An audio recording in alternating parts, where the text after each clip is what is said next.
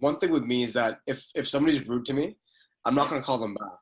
So obviously it takes like thicker skin. So how do you like get through that barrier? Because like for me, like I have issues. I'm the type of person who just call them once and then just like on to the next one. So like for you, how do you like get over that mental barrier? You can't take it personally. Everybody Okay. has bad days. And did you ever get a phone call at the most inconvenient time? Like you did nothing for 4 hours of your day. You're just sitting watching TV. And then as soon as you get up to go to the bathroom, your phone rings. You're like, Jesus, really? Like, Yeah, right? yeah. So we never know what the person's doing on the other end of the phone.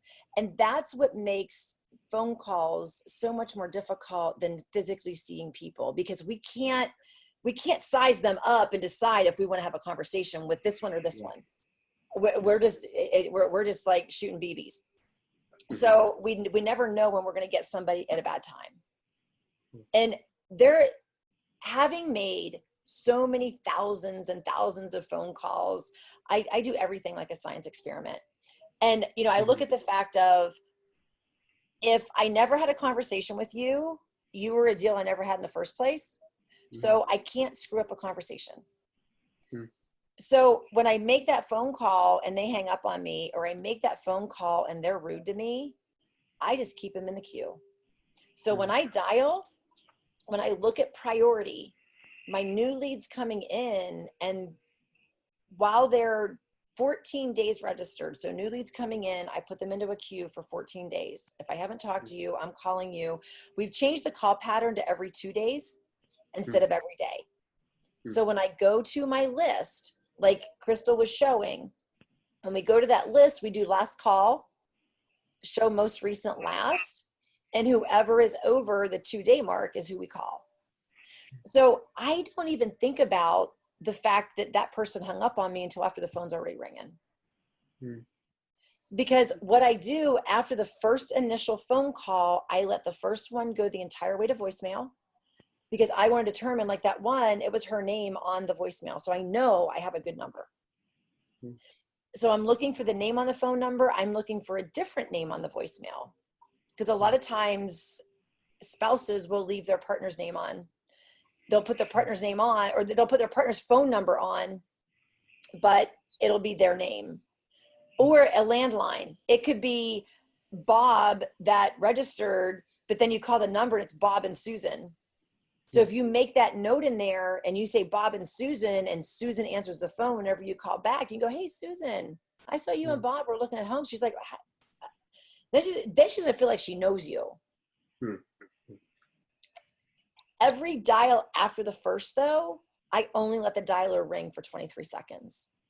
Mhm. Next, 23 seconds next, 23 seconds next. The reason being is it's approximately 4 rings.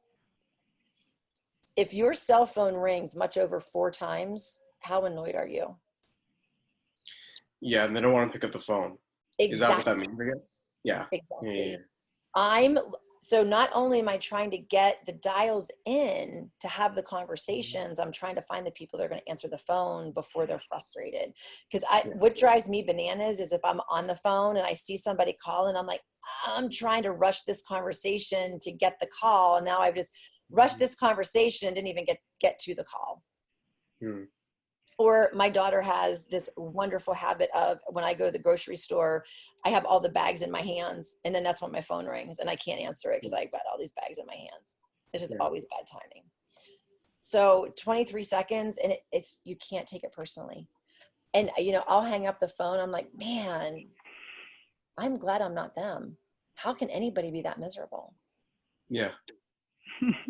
And as Crystal's laughing, it's so true, because one of our clients, she's like, Bev, she goes, I just get so mad at these people because I'm so good at what I do, and they treat me like I'm nobody. And I said, well, to you, they are.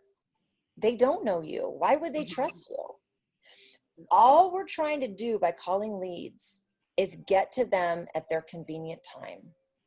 It's the law of numbers, and we can't be attached to the outcome, because if we're attached to it, we're going to give up after a few calls. Mm-hmm. So it's the law of numbers, because once you get that win, you're like, oh my God, that was so easy. It's only easy because you caught them at the absolute perfect time. Mm-hmm. And if you're not calling your leads consistently, you're never going to get those easy ones as often, because just that it's the snowball effect, that compound effect of the more we do it, it's compound effect. Mm-hmm. You know, and my thing is, if this guy hangs up on me all the time, it's 23 seconds. It's not a big deal to me. Mm-hmm. I just keep on moving. Now, if they're, I mean, I've had some people drop the F-bomb on me. I'm not going to keep calling them. I'll just move them out and say, you know, do not call or whatever. But, you know, for the most part, people just have bad days. And I've been making phone calls enough to know that people that have been mean to me, I catch them at a better time. They're nice as pie. I've even had ISAs call and get hung up on, and my agents call. And I will never forget, my agent was calling alongside with the ISA, and the ISA's notes where she hung up with me, she was very rude. My agent called, got her at a better time, got her whole life story, knew her children's names, knew exactly what their situation was. It's just timing.